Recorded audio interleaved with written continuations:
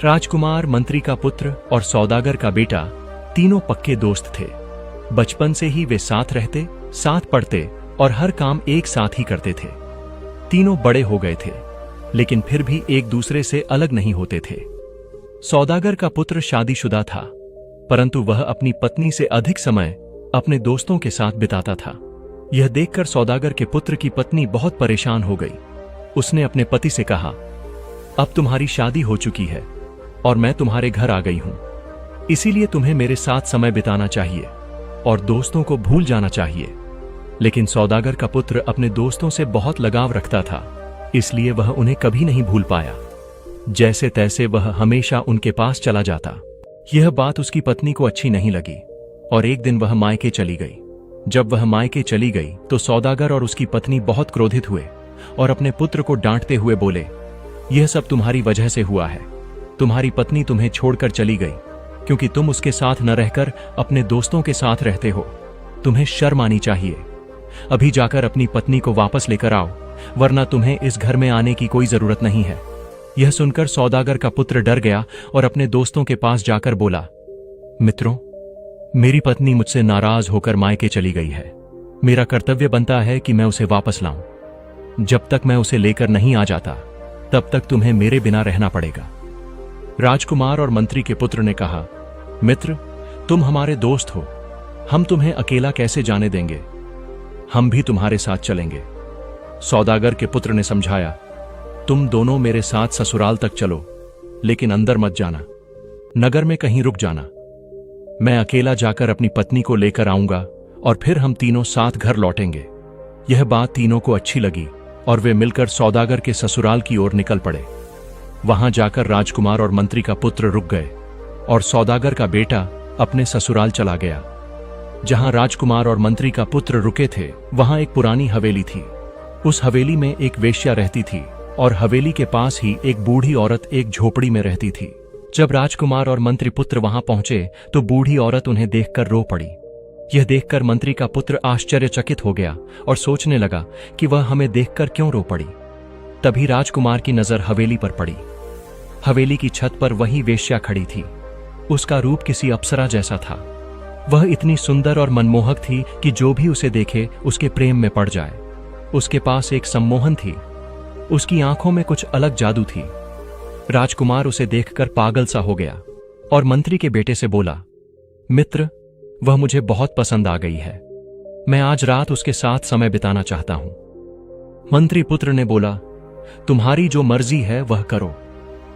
यह सुनकर राजकुमार खुश हो गया और वह वेश्या के पास चला गया। मंत्री का बेटा अभिजीत सोच रहा था कि वह बुढ़िया उन दोनों को देखकर क्यों रोक रही थी। जब राजकुमार वेश्या के पास चला गया, तभी मंत्री का बेटा उस बुढ़िया के पास गया और बोला, माताजी, मैंने देखा कि आप हम दोनों को देखकर रो पड़ी। इसका कारण क्या है? कृपया मुझे बताइए।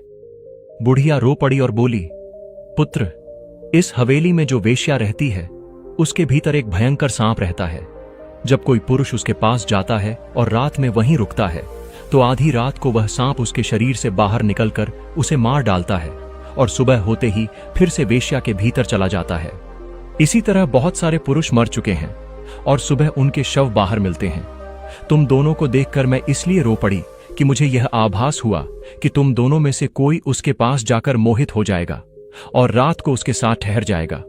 तब उसका भी वही हाल होगा जो अन्य पुरुषों का हुआ है। यह सुनकर मंत्री का बेटा आश्चर्यचकित हो गया और उसकी धड़कनें तेज होने लगीं। उसने सोचा, क्या सचमुच ऐसी घटना घट सकती है? मेरा दोस्त तो आज वेश्या के पास गया है, क्या उसका भी यही हाल होगा? नहीं, मुझे कुछ करना होगा। यह सोचकर उसने तलवार उठाई और हवेली के अंदर चला गया। वह धीरे धीरे छिपकर कमरे में पहुंचा और देखा कि राजकुमार और वह वेश्या हंस हंस कर बातें कर रहे थे। दोनों एक दूसरे के साथ समय बिता रहे थे। उन्हें पता भी नहीं था कि मंत्री का बेटा छिपकर उन्हें देख रहा है। कुछ समय बाद दोनों ने कमरे में एक ही पलंग पर शयन कर लिया। मंत्री का बेटा सब देखता रहा। जैसे ही आधी रात हुई तो उसने देखा कि वेश्या के मुख से एक भयंकर, मोटा और बड़ा सांप बाहर निकला। यह देखकर मंत्री का बेटा दंग रह गया और उसे लगा कि बुढ़िया की बात सच थी।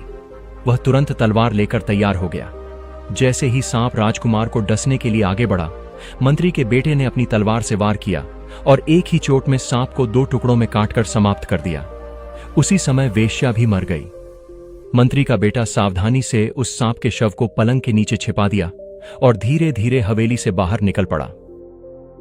बाहर निकलते ही उसने सोचा, अब मुझे देखना होगा कि और क्या हो रहा है। तभी उसने देखा कि एक सुंदर युवती छुप छुप कर कहीं जा रही है।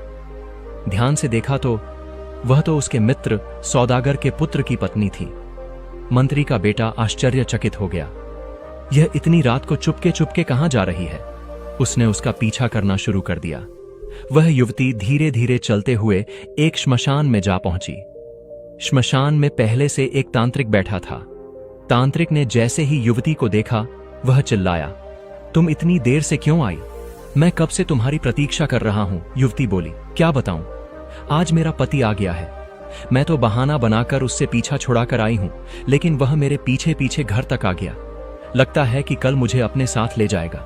इसका अर्थ है कि आज हमारी अंतिम मुलाकात है और उसके बाद हम दोनों कभी नहीं मिल पाएंगे। यह सुनकर तांत्रिक गुस्से से भर गया और बोला, क्या तुम ऐसे कैसे कह सकती हो कि उसके साथ चली जाओगी और मुझे छोड़ दोगी? ऐसा कभी नहीं हो सकता। युवती ने कहा, मैं क्या करूं?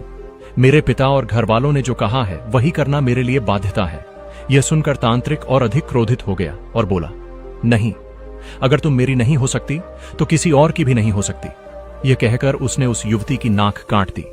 नाक कटते ही युवती चीख पड़ी, अरे तुमने ऐसा क्यों किया? तुमने मेरी नाक क्यों काट दी? तुम बहुत बुरे हो। यह कहकर वह रोती रोती अपने घर चली गई।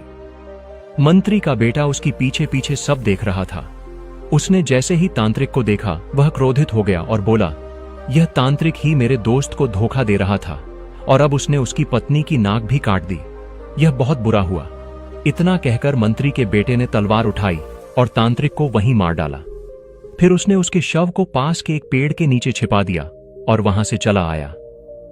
जैसे ही वह युवती अपने घर पहुंची, उसने सोचा, यदि कोई मुझे इस हालत में देख लेगा तो वह क्या समझेगा?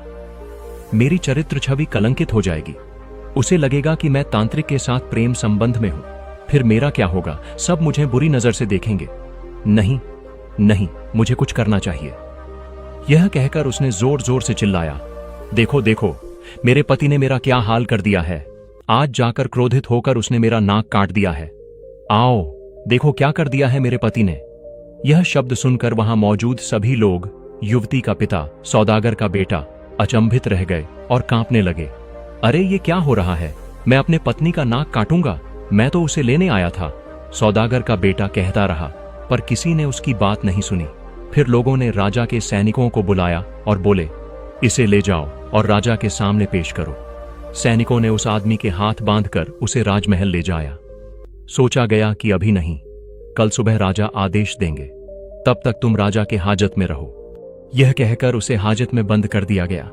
मंत्री पुत्र वहां खड़ा था। उसने सोचा, अरे आज तो 2-2 हादसे हो गए, मेरे साथ भी अब क्या होगा? मुझे क्या करना चाहिए?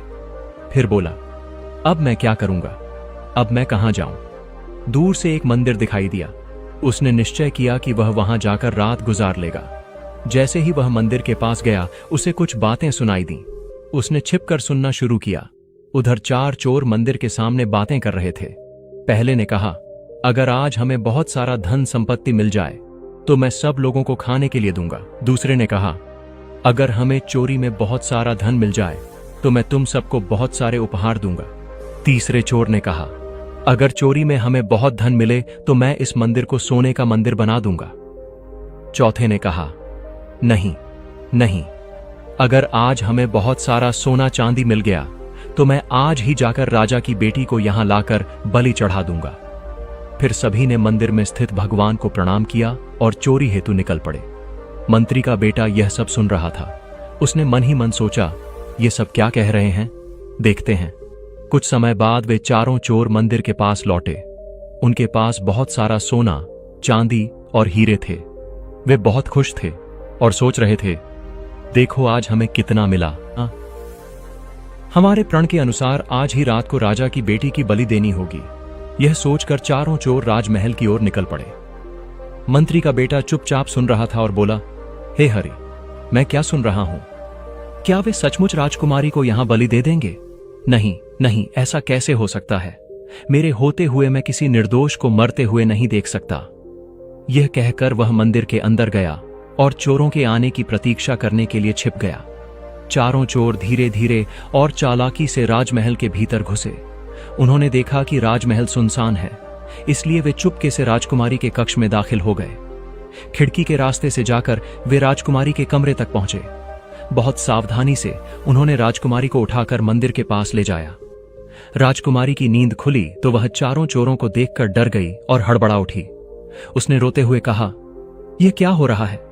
कौन हो तुम? तुम लोग मुझे कहां ले जा रहे हो? मैंने तुम सबका कुछ बिगड़ा नहीं किया, मुझे छोड़ दो। पर चोरों ने उसकी बात नहीं सुनी और बलपूर्वक उसे लेकर जाने लगे।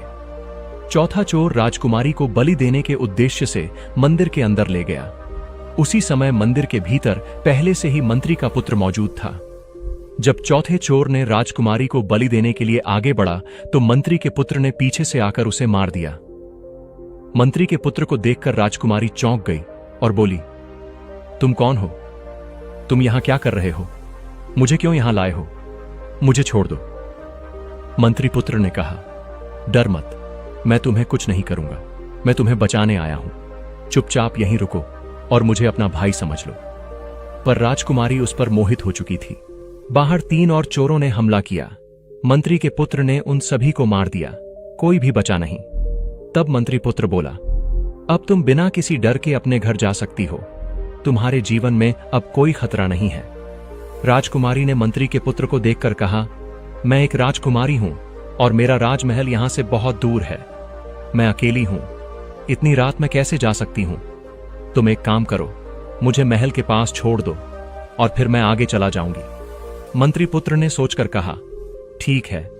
वह राजकुमारी को लेकर राजमहल की ओर चल पड़ा। जैसे ही वे राजमहल के पास पहुंचे, मंत्री पुत्र ने कहा, अब तुम महल पहुंच गई हो, यहीं से जाना आसान होगा। राजकुमारी बोली, रात तो सब सो चुके होंगे। अगर मैं इतनी रात में सीधे रास्ते से जाऊंगी तो लोग पूछताछ करेंगे। तुम मेरी मदद करो, मुझे खिड़की से अपने कमरे में पहुंचाने में मदद करो। मंत्री पुत्र ने हामी भरी और एक एक करके राजकुमारी को उसके कमरे में पहुंचाया। दोनों अब राजकुमारी के कमरे के अंदर थे। राजकुमारी और मंत्री का बेटा राजकुमार के कमरे में थे। मंत्री का बेटा बोला, अब तुम यहां आ गए हो तो मैं जाता हूं। तभी राजकुमारी बोली, अरे तुम जो कह रहे हो वह ठीक नहीं। तुम यहां आ गए हो, अब तुम यहां से नहीं जा सकते। मुझे अपनी पत्नी बना लो। मैं तुम्हें देखकर मोहित हो चुकी हूं, तुम्हारे बिना मैं नहीं रह सकती। यह सुनकर मंत्री का बेटा आश्चर्यचकित हो गया और बोला, मैंने तुम्हें पहले ही कहा था कि तुम मुझे भाई की तरह समझो। तुम मेरे साथ ऐसी बातें कैसे कर सकती हो? नहीं नहीं, मैं तुम्हें अपनी पत्नी नहीं बना सकता। राजकुमारी बोली, क्यों नहीं? मैं तो सुंदर हूं। तुम मुझे अपनी रानी बनाकर रखो, नहीं तो यह अच्छा नहीं होगा। मंत्री का पुत्र बोला, तुम जो भी कर लो, मैं तुम्हें अपनी बहन मान चुका हूं। तुम्हें अपनी पत्नी कैसे बना सकता हूं? मुझे धर्म का पालन करना है, इसलिए मैं तुम्हें पत्नी नहीं बना सकता। राजकुमारी ने कहा, नहीं नहीं, मुझे किसी भी तरह तुम्हें अपना बनाना होगा। उसने बहुत प्रयास किया और मंत्री पुत्र का हाथ खींचा, लेकिन मंत्री का पुत्र नहीं झुका और राजकुमारी से दूरी बनाए रखी। यह देखकर राजकुमारी क्रोधित हो गई और बोली, क्या मेरे जैसी सुंदरी राजकुमारी तुम्हारे पास है और तुम मुझे अपनाना नहीं चाहते? अब देखो मैं क्या करती हूं। यह कहकर उसने जोर जोर से चोर चोर चिल्लाना शुरू कर दिया। राजकुमारी की चिल्लाहट से सब जाग गए। राजा, रानी और मंत्री दौड़े आए। राजकुमारी बोली, देखो इस पाखंडी को, यह मेरे साथ गलत काम करने के लिए आधी रात को आया था। मैं तो इसे जानती भी नहीं थी। यह सुनकर राजा बहुत क्रोधित हो गए और बोले, क्या इस दुष्ट को? चलो, इसका निर्णय मैं कल सुबह दूंगा। अभी इसे बंदी गृह में डाल दो। मंत्री का पुत्र बोल रहा था, नहीं, यह सब झूठ है। राजकुमारी झूठ बोल रही है। मैं तो इससे बचकर यहां आया हूं। यह मुझ पर झूठा आरोप लगा रही है। लेकिन उसकी बात कोई नहीं सुन रहा था। सैनिक ने उसे बंदी बना लिया और कारागार में डाल दिया। उधर राजकुमार उस समय वैश्या के पास था। उसी समय सांप मर गया और उसके मरते ही वैश्या भी मर गई। वैश्या का एक नौकर सुबह हवेली में आया तो देखा कि वैश्या मरी हुई पड़ी है और राजकुमार उसके पास बैठा है। वह नौकर चिल्लाने लगा, अरे, इसने वैश्या को मार डाला है। यह क्या हो गया? कोई सैनिक को बुलाओ और इसे बंदी बना लो। राजकुमार घबरा गया और बोला, नहीं नहीं, मैंने किसी को नहीं मारा है, मुझे छोड़ दो, छोड़ दो। लेकिन नौकर सैनिकों को बुलाकर ले आया। सैनिक ने आकर देखा और तुरंत राजकुमार को बंदी बना लिया। अब दोनों, मंत्री का पुत्र और राजकुमार, कारागार में बंद कर दिए गए। कुछ ही समय बाद उनका तीसरा मित्र भी बंदी बना लिया गया और इस तरह तीनों मित्र एक ही कारागार में पहुंच गए। सुबह हुई। राजा ने तीनों को बंदी बनाकर रखा। राजकुमार, मंत्री का पुत्र और सौदागर का पुत्र को बुलाया गया। विचार हुआ कि अपने मित्रों को बचाने के लिए मंत्री का पुत्र बोला, महाराज, यह राजकुमार है। हम तीनों मित्र हैं और इस राज्य के निवासी नहीं हैं। हम तो दूर राज्यों से आए हैं।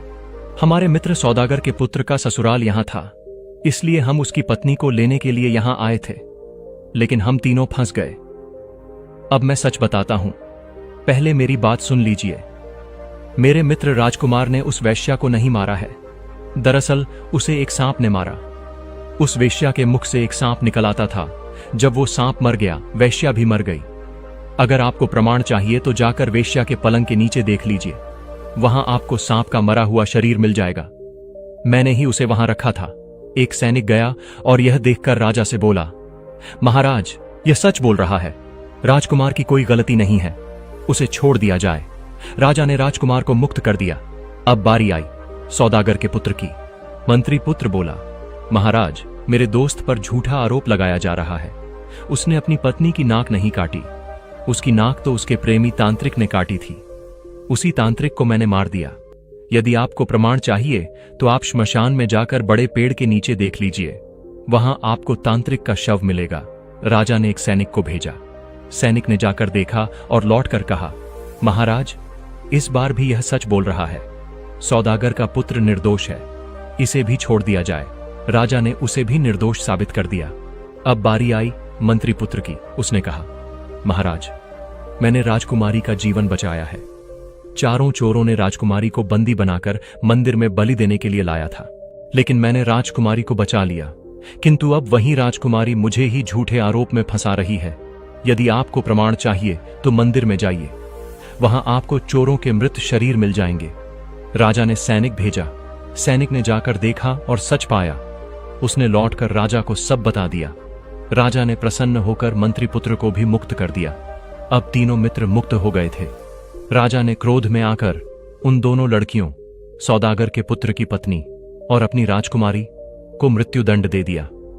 तीनों मित्र खुशी खुशी अपने राज्य लौट आए और पहले से भी अधिक शांति से रहने लगे। दोस्तों, आपको यह कहानी कैसी लगी हमें कमेंट में जरूर बताइए। अगर आप अब तक हमारे चैनल को सब्सक्राइब नहीं किए हैं तो जल्दी से सब्सक्राइब करें और बेल आइकन दबाएं। अगली अच्छी कहानी के लिए हमारे साथ जुड़े रहिए। मिलते हैं नए वीडियो में। अपना ध्यान रखिए। तब तक के लिए जय सीताराम।